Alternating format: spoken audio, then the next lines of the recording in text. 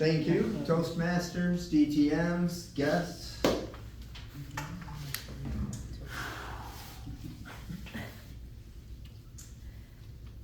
The mass of men lead lives of quiet desperation. Is anyone familiar with that quote? Not surprising. It was written by Henry David Thoreau way back in 1854. And it is more relevant today than when he wrote it. More so in the big cities like Miami, and probably less so here in tropical paradise.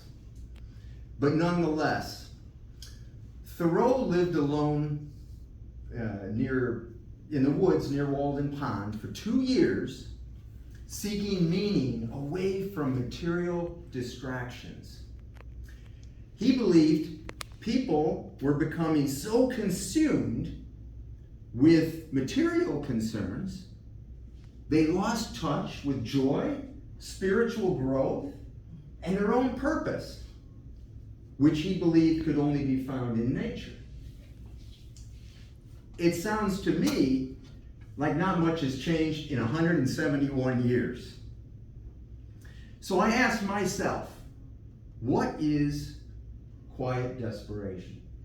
I believe it means living life comfortably, but not fully.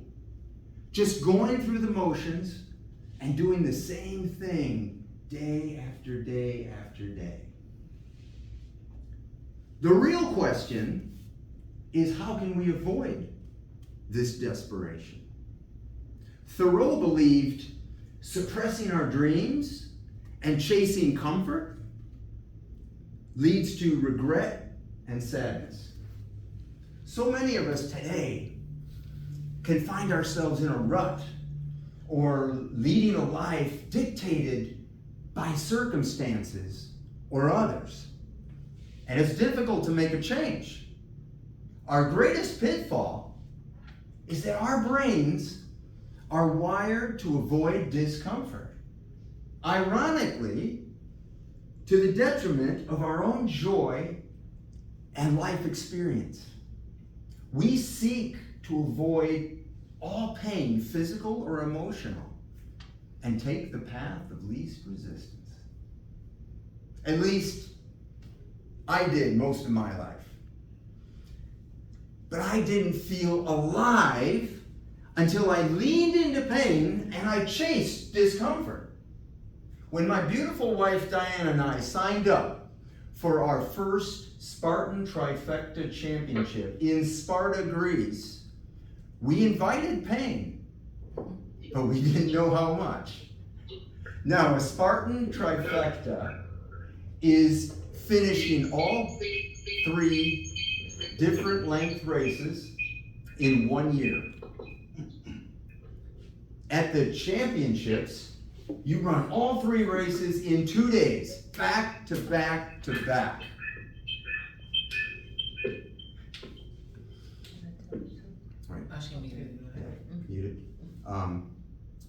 So, stepping in, or shall I say, stepping out of our comfort zone, began with training. Waking up and pushing ourselves to run or strength train when all we really wanted to do was sleep. But knowing that running all 3 races, covering 31 miles and 75 plus obstacles, from heavy carries to barbed wire crawls, was going to hurt. And hurt it did. I promise you that.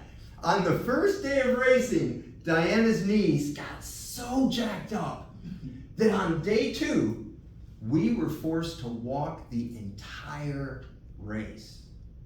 For 8.5 hours, up and down the mountains and over the obstacles, we valiantly kept pushing.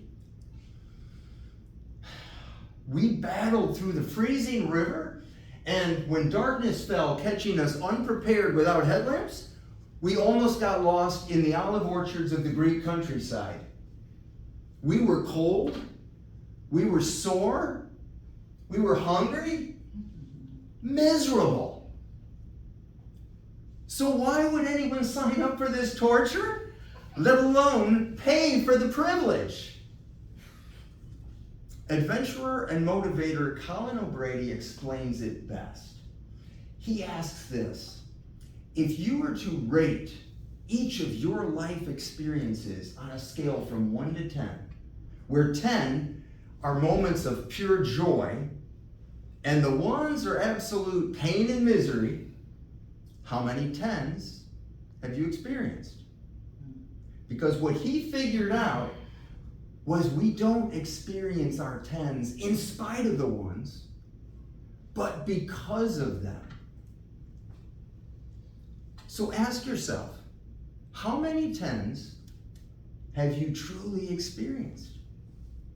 The masses Thoreau may be referring to are all those people out there living life comfortably between 4 and 6. It's the fear of a 1 that keeps them from reaching for a 10. And they must settle for 4s, 5s, and 6s. Now, I know what some of you may be thinking, right? What is wrong with living safely between 4 and 6? Simple. Pain is unavoidable. Life is challenging and will throw painful situations at us. By regularly doing hard and painful things, we build physical and mental resilience, preparing us for life's unexpected challenges. Plus, nothing in life is free. Pain is the price we pay to experience incredible, life-affirming moments. The high cost of living in our comfort zone is giving up a lot of those moments. When Colin was asked, "Are you afraid of dying?" he said, "Yes, but I am more afraid of not living." So now ask yourselves, what is a life well lived?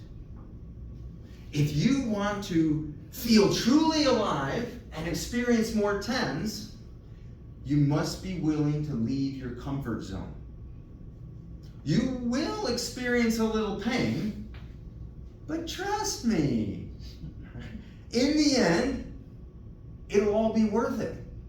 For example, the pain in our muscles, the shivering cold we were feeling, the sheer exhaustion, and the intense hunger we experienced during that final race were replaced with joy, a sense of accomplishment, and total relief when we jumped the fire and crossed the finish line that cold November night. The feeling of that moment lives on and calls us to our next 10.